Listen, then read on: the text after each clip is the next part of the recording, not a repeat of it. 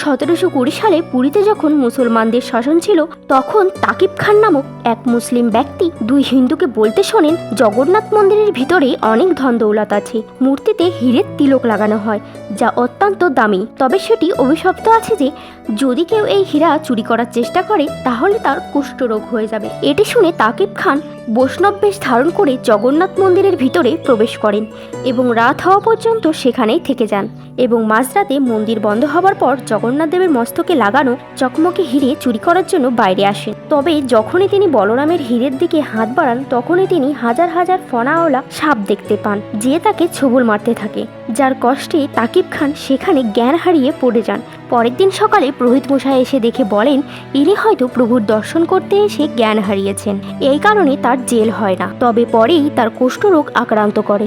এখনও জগন্নাথ দেবের হীরের তিলক রহস্যময়, যা রথযাত্রার ঠিক আগের দিন খুলে রাখা হয়।